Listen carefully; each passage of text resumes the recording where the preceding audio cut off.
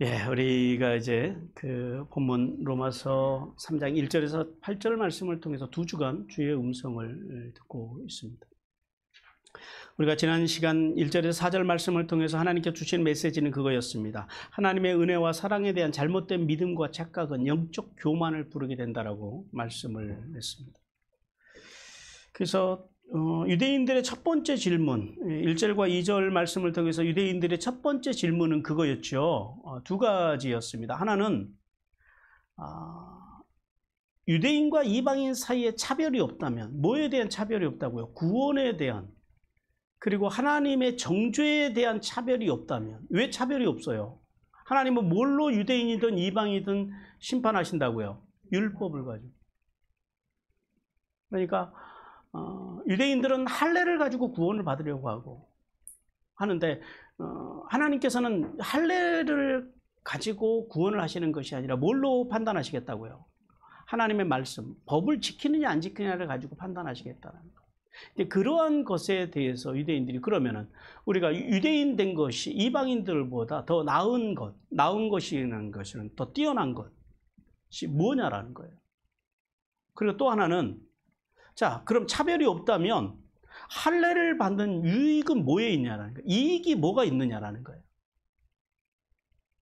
거기에 대해서 2절에서 이제 두 가지로 대답을 해요. 하나는 자, 뛰어남과 이익이 어떻다고요? 범사에 많이 있다라는 거예요. 범사에. 그리고 또 하나는 뭐냐면 특별히 그 뛰어난 많은 것들 중에서 가장 우선적으로 받은 뛰어남과 이익은 말씀을 맡은 것이라고 말씀을 했어요. 무슨 말이에요? 말씀이 없으면, 말씀과 말씀의 정신이 없으면 할례는 유익하다, 무익하다? 네, 무익하다라는 거예요. 그러니까 말씀을 맡은 것이 먼저라는 거예요. 그래서 이 말씀을 통해서 하나님께서 우리에게 주셨던 교훈은 그거였습니다. 원망과 타락은 인간의 습관이고 말씀은 성도의 최고의 특권이라고 그랬어요. 그래서 성도는 두 가지를 깨달아야 된다 그랬어요. 하나는 그리스도인의 성도의 성도다움은 어디서 찾을 수 있다고요? 말씀. 성도의 최고의 특권은 말씀에 있다라는 것. 그래서 성도는 하나님의 말씀을 바르게 알아야 한다라는 거예요. 그리고 그 말씀을 전달할 수 있는, 딜리버리 할 수 있는 수준까지 가야 된다라는 거예요. 그리고 또 하나는 우리가 신앙의 여정 가운데서 죄 없으신 예수님의 말씀과 직면하게 됐을 때 우리가 말씀과 직면하면 뭐가 보여요? 우리 안에 있는 약함과 죄악이 보인다라는 거죠. 그런 말씀과 우리의 약함과 우리의 죄가 직면했을 때 원망과 불평을 멈추고 뭐 하라고요? 슈브의 신앙으로 회개하는 삶으로 가야 됨에 대해서 말씀을 했어요. 그리고 이제 3절과 4절 말씀에서 예상되는 유대인들의 두 번째 질문과 답변에 대한 말씀인데요. 두 번째 질문은 그거예요. 자, 하나님이 선택하셨던 유대인들 가운데 일부가, 여기서 이제 일부라 그랬어요. 근데 사실은 대다수가 예수님을 거절했지요. 그 일부가 구주로 오신 예수님을 불신앙했다면, 그분을 거부했다고 해서 이스라엘 전체와 하나님과 맺으신 그 언약의 신실하심이 무효화할 수 있느냐라는 거예요. 무효화가 돼요, 안 돼요? 되는 거예요. 왜 그래요? 예수님은 새 언약으로 오신 분, 새 언약을 거절했기 때문에 언약 관계는 끝난다라는 거죠. 그래서 이 질문에 대해서 사도 바울이 이렇게 대답을 해요. 그런 질문은 상상할 수도 없는 일이다라고 부정적인 질문을 합니다. 원문으로 보면 게노이토예요. 그러니까 그런 질문은 상상할 수도 없는 게노이토. 그러니까 그런 일이 없기를 바란다라고 하는 그런 질문. 즉 유대인들이 말도 안 되는 이 논박에 대해서 바울은 일부 유대인들이 예수님을 거절했다고 해서 하나님과 맺은 언약을 파괴하지 않으실 것이다. 그 속에는 이게 있거든요. 그거는 말도 안 되는 소리라는 거예요. 그래서 이 질문에, 이 두 번째 질문에 대해서 종교개혁자 마틴 루터는 그럴 수 없는 이라를 뭘로 번역했다고요? 아예 그런 말도 하지 말라는 거예요. 가치도 없는 말이라는 거예요. 궤변이라는 거죠. 그래서 우리가 이 2절과 3절과 4절에서 두 번째 그 질문과 대답을 통해서 하나님께서 우리에게 교훈하셨던 건 그거죠. 불신앙으로 하나님의 신실하심을 폐기하려는 어리석음에 빠지지 말라라는 거예요. 그러니까 하나님께서 이렇게 하실 거야라고 판단하지 말라라는 거예요. 우리는 뭐만 믿으면 돼요? 말씀만 믿어야 된다라는 거예요. 인간의 생각으로 하나님의 그 하시는 일을 판단하려고 해서는 안 된다라는 거예요. 가끔가다 그런 분들이 있거든요. 하나님이 진짜 그러실까? 아무리 말씀하셨다고 말씀하신 것은요, 분명히 그렇게 하신다라는 사실을 우리는 깨달아야 돼요. 자, 두 번째 메시지, 하나님께서 이제 주시는 5절부터 8절을 통해서 주시는 두 번째 메시지 같이 읽겠습니다. 시작. 하나님의 말씀을 자신의 수준에서 이해하려는 자는 결국 잘못된 판단으로 영벌의 심판을 받게 된다. 네. 그러니까 하나님의 말씀을 누구의 수준에서 판단하면 안 된다고요? 자신의 수준에서 이해하고 판단하면 안 된다라는 거예요. 이제 5절, 6절을 통해서 예상되는 유대인들의 세 번째 질문에 대해서 말씀해요.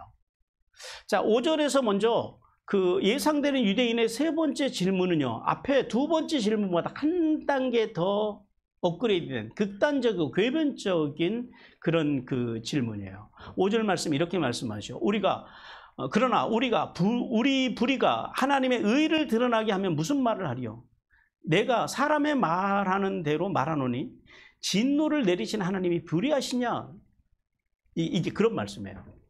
내가 불의를 행해서 하나님의 의가 드러났다면, 그러니까 어둠이 지날수록 빛은요 더 빛나는 것처럼 내가 죄악 가운데서 더 살아감으로 인해서 하나님의 의가 더 빛나게 됐지 않았느냐라는 거예요.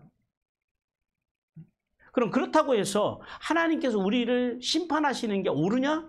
그럼 심판하지 말아야지. 이런 말도 안 되는 말을 하고 있다라는 거예요. 불의라고 하는 게 뭐예요? 불의라고 하는 것이 부정한 행위를 말해요. 일반적으로는 이 불의라고 할 때는 비도덕적이고 그 다음에 예의가 없는 것, 이거를 불의라고 그래요. 일반적으로는. 근데 성경에서는 종교적으로는 하나님의 요구, 즉 하나님의 요구가 뭐예요? 하나님의 말씀과 말씀의 정신에서 벗어나서 살아가는 것, 이걸 불의라고 한다. 뭐가 불의라고요?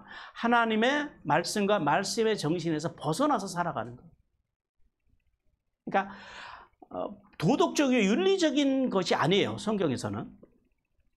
반대로 하나님의 의는 뭐예요? 하나님의 의는 헬라어로 이 디카이오시네라 그러는데요. 거꾸로 하나님의 요구, 즉 하나님의 말씀과 말씀의 정신대로 발버둥 치면서 살아가려고 하는 그 의로, 그렇게 살아가고자 하는 그 자세를 하나님은 뭘로 보신다고요? 의로 보신다라는 거예요. 의로. 예수 그리스도의 말씀, 십자가 안에서 예수 그리스도의 말씀과 말씀의 정신으로 살아가려고 하는 것, 그것이 의로움이라는 거예요. 자, 보세요. 또 여기서 드러난다, 나타난다라는 의미인데, 자, 바울은 평소 유대인들의 완악함을 생각해 볼 때 유대인들 중에 이런 자들이 있다라는 거예요. 자신들의 불의함이 하나님의 의와 영광을 가리는 것이 아니라, 우리는 불의가 하나님의 영광을 가린다고 생각을 하잖아요. 근데 이런 역발상을 하는 사람들이 있다고요. 되려 자신들의 불의가 하나님의 영광과 의를 가리는 것이 아니라 도리어서 그것이 더 밝게 드러내는 기회가 되었다면 그 불의에 대해서 심판하시는 하나님의 처사가 옳으냐라는 거예요. 옳아요, 글러요?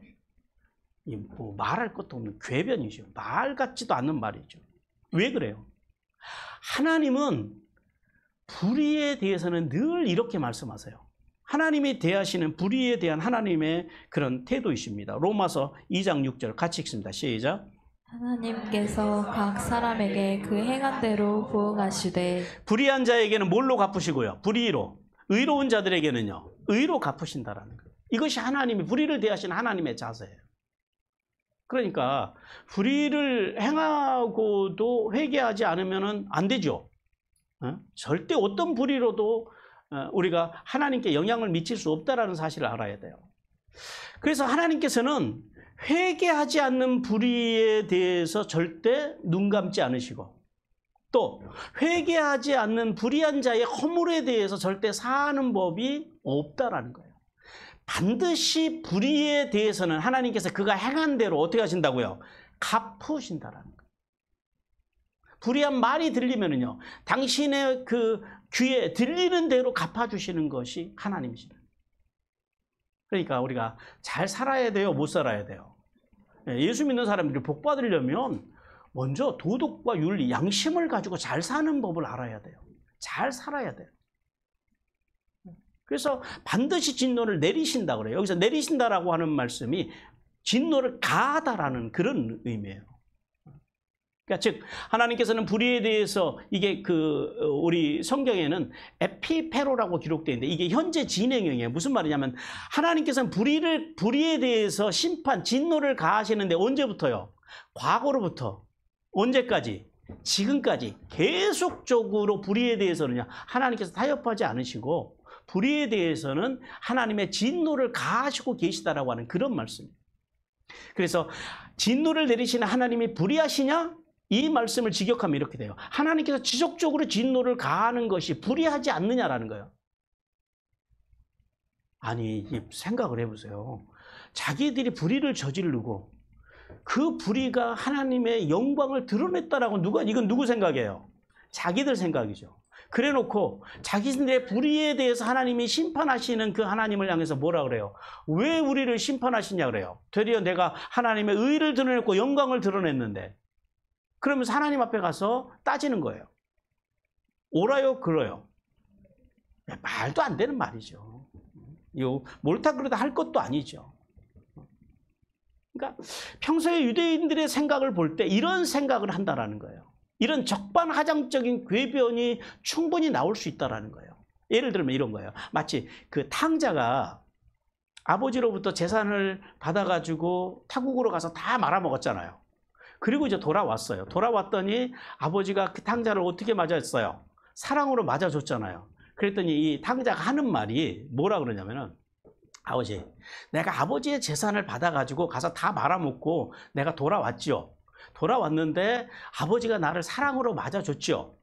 근데 그럼 결국은 내가 그렇게 말아먹은 것이 아버지의 사랑을 빛나게 했으니까 사실은 아버지께서 나한테 화를 내실 게 아니고 아버지가 나한테 칭찬해 주셔야 되는 거예요. 나한테 되려 감사해야 되는, 이게 말이 돼요, 안 돼요?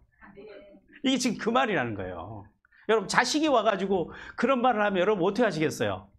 이 세상 말로 주워박아도 주워박는 정도가 아니라, 참아. 근데 유대인들이 하나님께 대해서 이런 생각을 하며 살아가고 있다. 이게 이제 세 번째 질문입니다.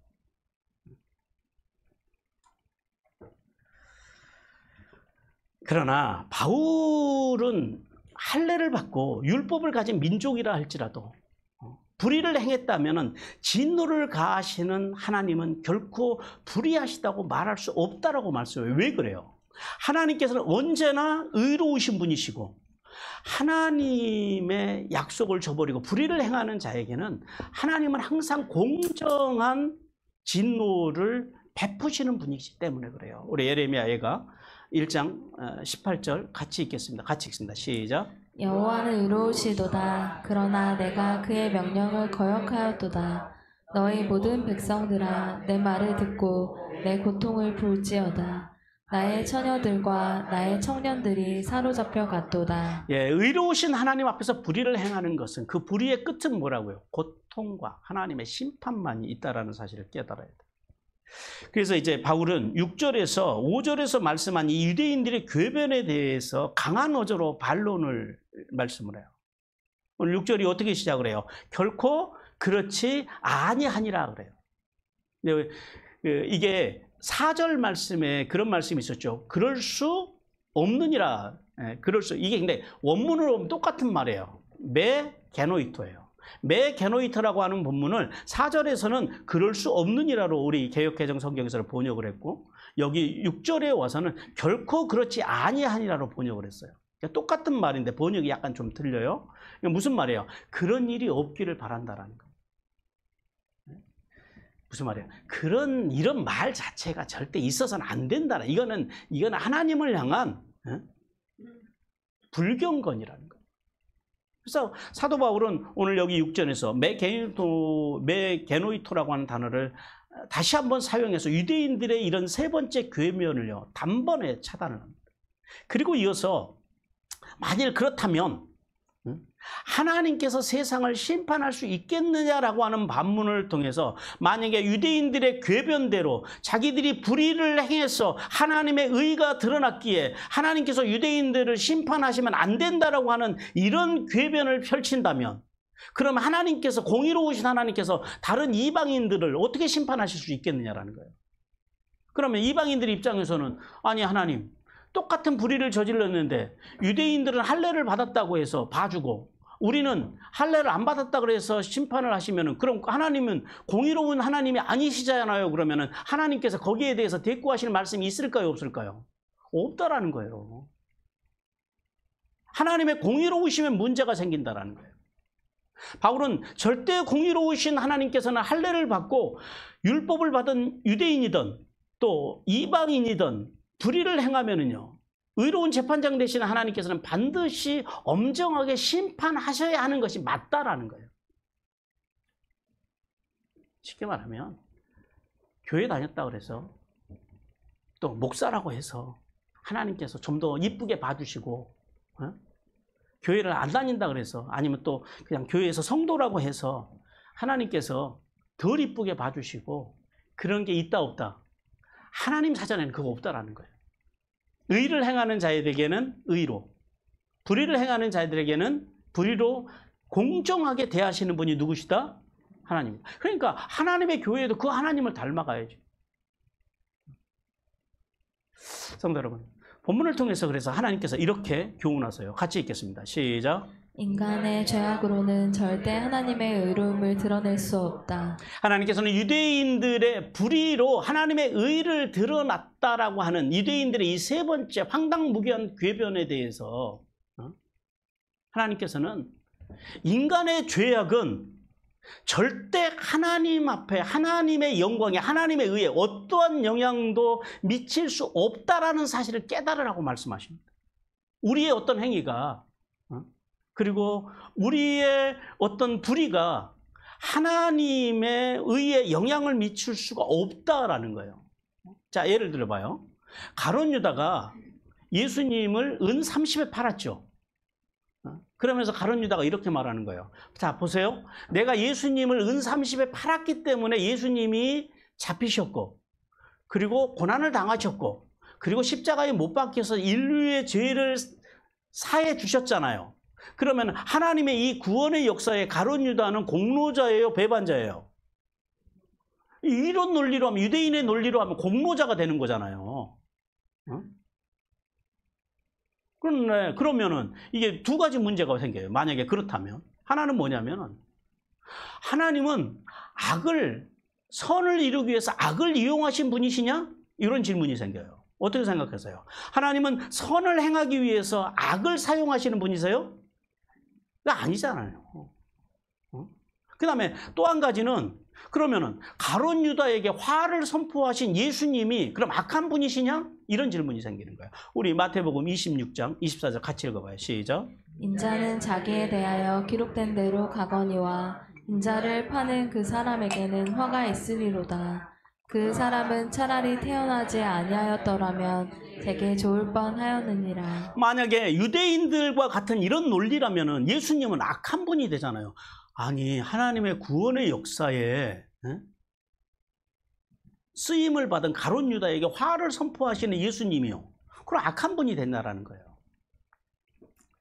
그러니까 이런 논리 자체가 이게 얼마나 말도 안 되는 논리. 그러니까 근데 유대인들은, 그 당시에 유대인들은 이런 논리를 가지고 살았다라는 거예요. 하나님께서는 이러한 논리는 허무맹랑한 궤변이라고 말씀하십니다. 왜냐하면 하나님께서는 절대 악을 이용해서 선을 이루신 분이 아니다라는 사실 때문에. 도리어 하나님께서는요, 절대 죄를 미워하시는 분이시고 악을 절대 가까이 하지도 아니하시는 분이시며, 도리어 하나님께서는 악을 사용하실 때는 악을 선으로 바꾼 다음에 사용하시는 분이시기 때문에 그래요. 우리 로마서 8장 28절 같이 읽어봐요. 시작. 우리가 알거니와 하나님을 사랑하는 자 곧 그의 뜻대로 부르심을 입은 자들에게는 모든 것이 합력하여 선을 네, 이루느니라. 하나님은 모든 것을 협력해서 뭘 이루시는 분이라고요? 선을 이루시는 분. 그러니까 여러분, 하나님은 악도 하나님의 구원의 역사에 사용하신다는 논리가 그러니까 맞아요, 틀려요? 틀리다라는. 저도 전에 제가 돌아보니까 설교할 때 이런 설교를 제가 한 것 같아요. 하나님은 악도 하나님의 선을 위해 사용하신다. 근데 이게 성경을 공부하면서 이렇게 깨닫는 것이 하나님은 절대 악은 사용하지 않으세요. 악을 통해서 선을 이루어 가시는 분은 아니시더라라는 거예요. 그러므로 성도는 선을 이루기 위해서 악을 행하는 것은 반드시 하나님의 무서운 심판을 받게 된다는 사실을 깨닫고 모든 삶의 자리에서 하나님의 말씀과 말씀의 정신, 즉 생명의 원리로 하나님의 의를 이루기 위해 발버둥 치기를 주님께서 원하십니다. 그 다음에 계속해서 이제 7절과 8절을 통해서 예상되는 유대인들의 다섯 번째 질문에 대해서 말씀을 해요. 여기 먼저 7절의 질문은 5절의 질문과 비슷해요. 네 번째 이제 질문인데요. 7절에서 이제 네 번째 질문을 하는데 이게 이제 그런 질문이에요. 나의 거짓으로 맥락이 꼬탕해. 앞에서 5절에서는 뭐예요? 나의 불의로, 유대인들의 불의로 하나님의 의가 드러났다면 이거잖아요. 근데 여기 7절에 오면은 나의 거짓말로, 나의 거짓으로 하나님의 참되심이 더욱 풍성하여서 하나님께 영광이 되었다면 어찌 내가 죄인으로 정죄를 받겠느냐라고 하는 질문이에요. 맥락은 똑같죠. 이 궤변 속에는 어떤 무엇이 담겨 있을까요? 자신들의 거짓말을 합리화하려고 하는 인간의 악함이 이 궤변 속에 들어있다는 거예요. 왜냐하면 앞서서도 말씀드렸지만은 하나님은 하나님의 선을 이루기 위해서 인간의 죄와 악을 동원하신다, 안 하신다? 안 하신다. 안 사용하신다라는 거예요. 악은 절대 용납하지도 않으신다라는 거예요. 여기서 거짓말이라고 하는 게 그 헬라어로 보면은 푸슈스 마티라고 그래요. 이게 종교적, 도덕적인 거짓된 삶을 이야기할 때 사용되는 말씀이에요. 그리고 더 풍성하여라고 하는 것을 직역을 하면 이렇게 돼요. 그것이 풍성했다라는 거예요. 그러니까 나의 거짓말로 하나님의 참되심이 더 풍성하여 그의 영광이 되었다면 이게 어떤 말씀이냐면 자신의 거짓말이 참되신 하나님의 그 영광을 더 풍성하게 만들었다라는 거예요. 자, 이 질문 속에, 이 유대인들의 고백 속에 하나님의 뜻이 있어요, 없어요? 없죠. 하나님의 뜻을 조금도 이해하지 못하는 궤변 중에 궤변이라는 거예요. 왜냐하면 하나님께서는 용인하세요, 안 하세요? 하나님은 거짓말을 무진장 싫어하십니다.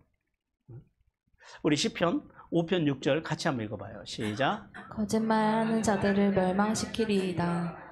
여호와께서는 피 흘리기를 즐기는 자와 속이는 자를 싫어하시나이다. 이게 그 히브리어에 보면은 싫어하다, 미워하다라는 그 단어가 여러 개가 나오는데 대략 한 3가지 정도로 정리를 해볼 수가 있어요. 첫 번째는 감정적으로 미워하고 싫어할 때는 어떤 단어를 쓰냐면 사내라고 하는 단어를 써요. 보통 일반적으로 미워한다, 싫어한다, 감정적으로 말할 때는 사내, 원래 원동사는 시나예요. 시나. 동사가 시나고 명사가 사내인데, 그 다음에 두 번째, 도덕적으로 몹시 싫어하다. 이제 우리 성경에서는 대체로 몹시 시독하다, 싫어하다, 지독하기 싫어하다 이런 의미를 가진 그 단어가 뭐냐면 토에바입니다. 원동사는 타부예요. 타부. 그 다음에 종교적으로 싫어하는 것. 근데 이 종교적으로 싫어할 때는 대체로 그 어떤 의미를 갖냐면 몸서리치도록 싫어한다 이런 표현을 써요. 근데 이게 그 히브리어로는 샤카츠입니다. 명사형으로는 샤케츠라고 하는데요. 그 단어를 써요. 그러면은 이 거짓말에 대해서 하나님께서 어떤 단어를 쓰셨을까요? 사내를 쓰셨을까요? 토에바를 쓰셨을까요? 샤카츠를 쓰셨을까요? 토에바를 씁니다. 토에바를. 왜요? 이건 도덕적으로 싫어하는 거예요. 도덕과 윤리적으로 싫어할 때는 토해발을 주로 써요. 그러니까 도덕적으로 윤리적으로 하나님께서요 몸소리치도록 싫어하는 게 뭐라고요? 거짓말이라. 자, 바울은 아무리 하나님의 영광을 위한다 해도 거짓과 기만은 어떤 경우에도 정당화될 수 없으며 논쟁의 여지도 없어요. 그래서 오늘 이 질문에 대해서 이 7절에서 말씀하시는 이 거짓말을 통해서 하나님의 영광을 드러냈다고 하는 이 질문에 대해서는 사도 바울이 대답을 그래서 안 해버려요. 아무런 논박도 없이 그냥 쓱 지나가 버립니다. 그러니까 말할 가치도 없다라는 거예요. 그리고 이제 8절에서 예상되는 유대인들의 다섯 번째 궤변에 대해서 말씀을 해요. 근데 이 8절의 궤변도 7절의 궤변과 같은 맥락이에요. 여기서는 선을 이루기 위해서. 자, 5절에서는 뭐였어요? 불의로 하나님의 영광을 드러냈다면. 이제 이런 논지고. 그 다음에 7절에 와서는요, 거짓말로 하나님의 의와 영광을 드러냈다면. 이런 논지고. 그 다음에 8절에 와서는 뭐라 그러냐면은 악을 행해서 선을 행했다면 이런 논제예요. 악을 행함으로 그러니까 선을 이루기 위해서 악을 행하자 하지 않겠느냐. 그러니까 악을 행함으로 하나님의 선을 드러냈다면 이런 궤변을 늘어났다는. 근데 여기서 행하자라고 하는 말이 좀 주목을 할 필요가 있어요. 이게 그냥 일반적으로 행했다, 악을 행했다 이런 말이 아니라 이게 그 포에오라고 하는 단어거든요. 이게 창조라는 단어예요. 창조하다라는 단어예요. 그러니까 뭐예요? 그냥 악을 만들어내는 차원이 아니라 보다 적극적으로 새로운 악을 만들어내는 차원을 이야기하는 거예요. 그러니까 우리가 세상에 없는 악을 만들어내서 뭘 이루자고요? 하나님의 선을 이루자라는 거예요. 이게 말이 돼요, 안 돼요? 근데 여러분, 유대인들이 이런 말 같지도 않은 생각을 하면서 살아간다라. 근데 이게 그럼 유대인들만 그럴까요? 오늘날 우리 한국 교회 안에는 이런 게 없을까요? 하나님의 영광을 위해서, 하나님의 교회를 위해서 교회가 불법을 행하고 뭐 불법 건축을 하고 그러면서 뭐라 그래요? 하나님의 영광을 위한, 이 지금 똑같은 논리잖아요. 악을 행함으로 하나님의 영광을 드러낼 수 있다라는 거예요. 이게 가능해요, 불가능해요? 불가능합니다. 우리가 세상에서 완벽하게 법을 다 지키고 살 수는 없지만요. 교회는 그 완법을 향해서 나가야 되는 게 교회예요. 교회가 불법을 행하면 안 돼요. 우리가 내가 기도한다고 불법을 저지르고 이제 그런 현장을 저는 한 달에 한 번씩 만나요. 저 청계산에 가면은 하나님을 위해서 불법을 행하는 사람들을 만나요. 기도한다고 거기 와서 텐트 치고 뭐 텐트 치고 기도하는 거 뭐라고 안 하죠. 걷어가면 아무 문제가 안 돼요. 근데 아예 거기다 살림을 차려놔요. 거기 보면은 그 프랭카드 그 서초군 쪽에서 걸어놨거든요. 텐트 치지 마십시오. 그 다음에 취사나 이런 거 국립공원이니까 안 됩니다. 숙식 안 됩니다. 근데 거기에서 텐트 쳐놓고 텐트 안에서 뭐 끓여 먹고 그러면서 거기서 하나님 앞에 기도한다고. 그래서 저는 거기 갈 때마다 한 달에 한 번씩 청계산에 갈 때마다 제가 늘 그런 의문이 생겨요. 하나님께서 저분들의 기도를 들어주실까? 여러분 생각은 어떠세요? 응? 안 들어주실 것 같으세요? 하나님 마음이시긴 한데, 그러나 불법을 저지르면서 하나님의 영광을 논하는 것은 하나님은 그것과 안 맞는 분이시라는 거예요. 맞지 않는 분이세요. 그러니까 우리가 교회에서 무슨 일을 하든지 간에 대한민국이 정하는 법의 테두리 안에서 행해야 되는 거예요. 그리고 법을 어겼으면 목사가 아니라 목사 할아버지도 감옥에 가야 되는 게 맞다라는 거예요. 그런 건 종교 탄압이라고 하는 게 아니에요. 종교 탄압은 말씀과 말씀의 정신으로 살려고 발버둥 치다가 감옥에 가면 그건 종교 탄압이죠. 근데 목사가 말씀과 말씀의 정신으로 살지도 않고 불법을 행하면서 정부에서 그 불법에 대해서 이제 감옥으로 잡아놓으면요, 그거는 가야 하는 게 맞다라는 거예요. 왜요? 하나님은 공의로우신 분이다. 아무데나 종교 탄압을 논하는 것은요, 그건 하나님의 신성 모독입니다. 그래서 왜냐하면 하나님께서는 이렇게 악에 대해서 이렇게 말씀하세요. 데살로니가전서 5장 22절 같이 읽어요. 시작. 악은 어떤 모양이라도 버리라. 악은 일체의 악을 용납해서도 안 되고요. 악은 어떻게 하라고요? 버려야 된다는 거예요. 이게 성도의 삶이라는 거예요. 그런데 유대인들은 자신들의 악함을 회개하기는커녕 도리어 반도덕주의자, 즉 할례 도덕주의자들과 같이, 즉 할례를 받았으니까 비도덕적으로 살아도 구원받을 수 있다라는 생각에서 악을 정당화하며 살았다라고 말씀을 해요. 더 나아가서 그들은 어떤 말까지 하냐면 선을 이루기 위해서 악을 행하자라는 말을 자신들이 해놓고 이걸 누구한테 뒤집어 씌워요? 사도 바울한테 뒤집어 씌우는 거예요. 오늘 본문에 보니까 그래요. 바울과 그의 일행들이 계속해서 다니면서 이렇게 이런 말을 하고 다녔다라고 비방하는 거짓말까지 했다라고 말씀을 해요. 여기서 비방하다라고 말은 이게 하나님의 신성 모독의 의미를 담고 있어요. 즉 무슨 말이에요? 사도 바울이 어떤 복음을 전했어요? 이신칭의 복음을 전했잖아요. 근데 이신칭의 복음을 계속적으로 비방할 목적으로 그들이 거짓말을 했는데 어떤 거짓말을 하냐면 사도 바울이 전하는 저 복음은 악을 행하여 선을 이루자고 하는 복음이라는 거예요. 그럼 결국은 그 복음을 주신 분이 누구세요? 하나님이신데 그러면은 그렇게 비방하는 것이 사도 바울을 비방하는 것이 결국 누구를 모독하는 것이 돼버렸어요. 하나님을 모독하는 죄를 저질렀다. 거기까지 갔다라는 거예요.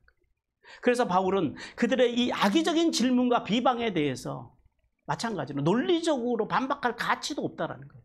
그래서 마지막에 딱 한마디를 해요. 그 말씀을 직역하면 이렇게 돼요. 그들의 심판은 정당하다라는 거예요. 그런 자들은 심판받아 마땅하다라는 거예요. 하나님, 저런 자들이라도 좀 구원해 주십시오가 아니라 그렇게 하나님을 모독하고 하나님의 종들을 모욕하고 복음을 모욕하는 자들은요.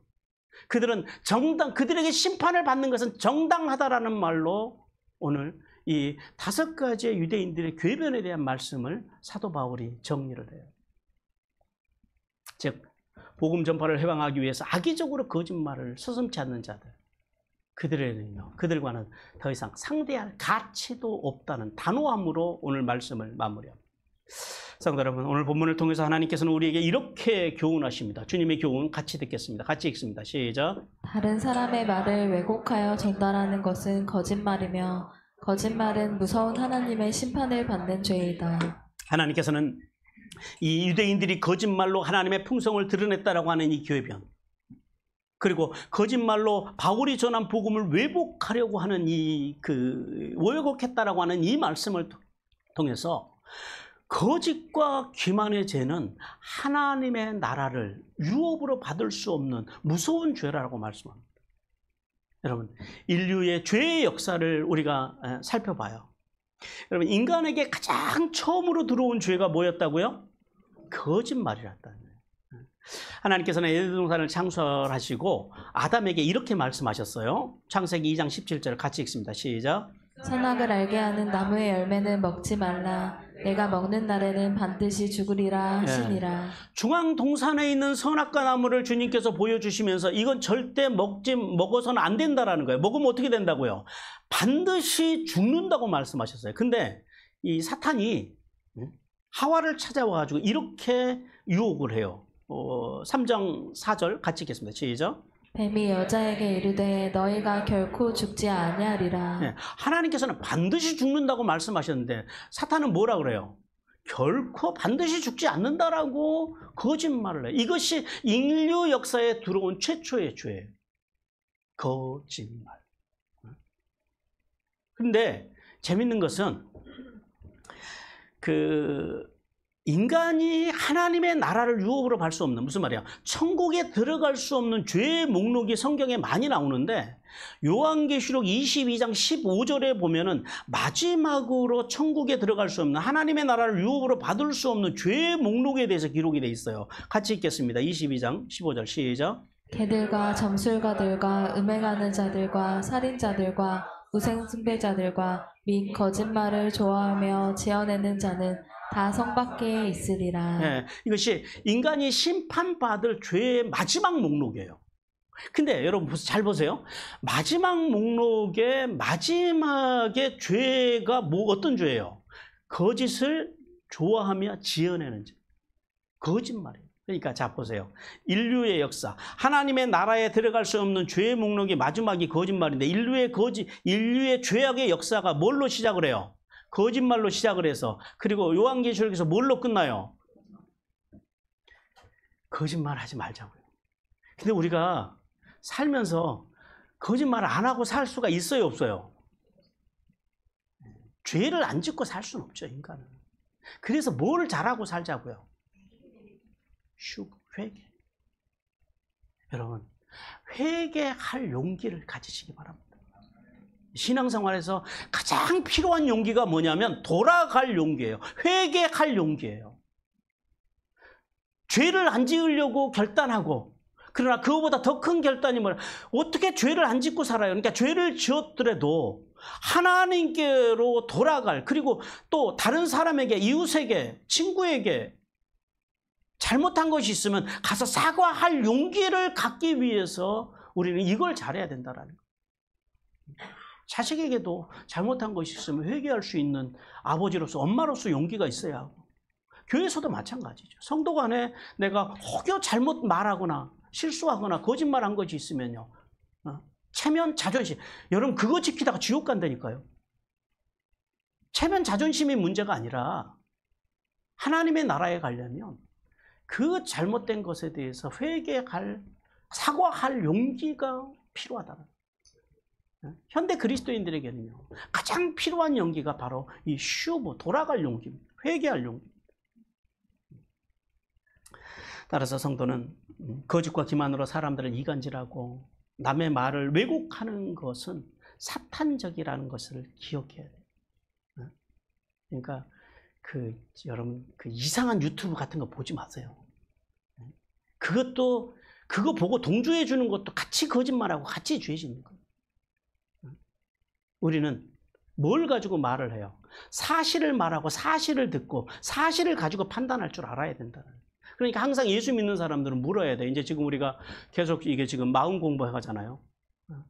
이제 오늘 끝나고 이제 제가 갔다 와서 계속해서 이제 공부하면 이제 이 마음에 대해서 우리가 이제 그 생각에 대해서 공부를 할 것인데, 항상 무슨 일이 오면 그걸 생각해야 된다는, 이게 내 느낌인지 생각인지 사실인지.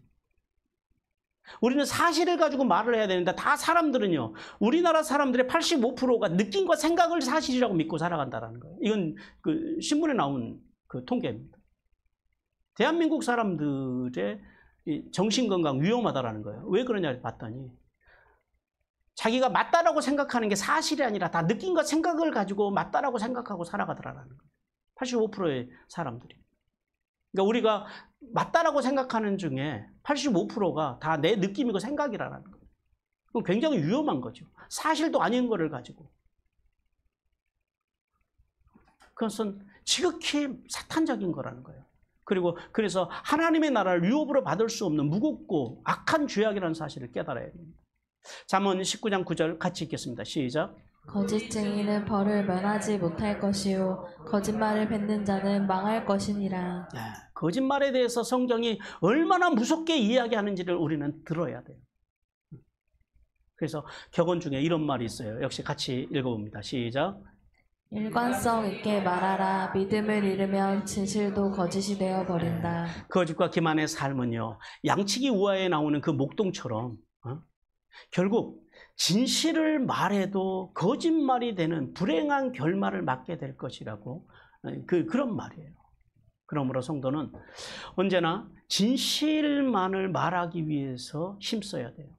그래서 말을 할 때는, 그래서 성도는요, 먼저 생각을 해야 돼요. 이것이 내 느낌인지 내 생각인지 아니면 사실인지. 뭘 가지고 말하라고요? 뭘 가지고 판단하라고요? 사실을 가지고 말하고 사실을 가지고 판단하라고. 그리고 물어봐야 돼요. 어떤 사람들이 말을 하면 그게 느낌입니까? 생각입니까? 사실입니까? 라고 물어봐야 돼요. 그리고 조심해서 말을 해야 돼요. 그냥 입에서 나오는 대로 말을 하다 보면요, 그래서 우리는 실수가 많은 거예요. 그래서 옛말에 그런 말 있잖아요. 말이 많은 사람 집에 있는 장맛은 쓰다 달다. 쓰다라는. 그래서 하나님의 사람들은요, 생명의 언어를 말해야 돼요. 어떤 말이에요? 돕고, 세우고, 살리는 말. 그 말을 통해서 왜 그런 말을 하고 살아야 돼요? 우리의 궁극, 하나님께서는 우리에게 뭘 맡기셨나? 우리에게 어떤 사명을 주셨냐면 화목의 사명을 주셨다라는 거예요. 그리스도인들은 세상을 화목하게 하는 일에 하나님께서 부르셨다라는 거예요. 그런데 보세요. 소위 말해서 이 교회 다닌다는 사람들 중에는요, 화목을 말하는 것이 아니라 분열을 말하고 파괴를 말하고, 그것은 죄악이라는 거예요. 그것은 우리는 하나님께로부터 화목의 사명, 그래서 우리는 살리는 말로 뭘 해야 된다고요?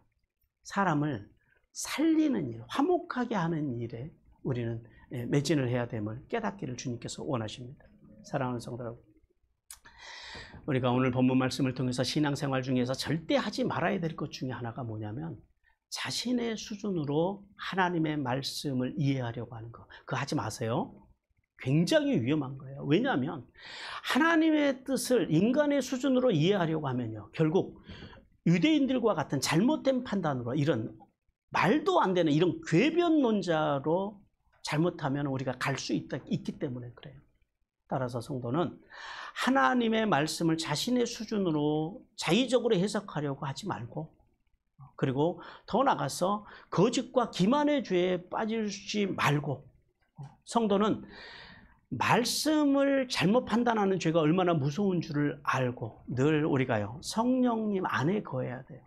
성령님의 도우심 속에서 겸손하게 말씀을 알되, 어떻게 알자고요? 바르게 아는 것, 정확하게 아는 것. 그래서 이제 그 일을 위해서 가장 헌신해야 될 사람이 누굴까요? 저죠. 목사죠. 목사는 하나님의 말씀을 바르게 전하는데 가장 깊은 헌신을 여기다 목회자들은 해야 돼요. 그리고 성도들은요, 이 하나님의 말씀을 잘 듣고 잘 이해하고, 그리고 잘 안 되지만 어떻게 살아보자고요? 그렇게 살기 위해서 발버둥 치는 것, 이건 우리가 같이 그런 삶을 통해서 하나님의 페이버를, 풍성한 페이버를 누리는 성도들의 삶이 되시기를 주님께서 원하십니다.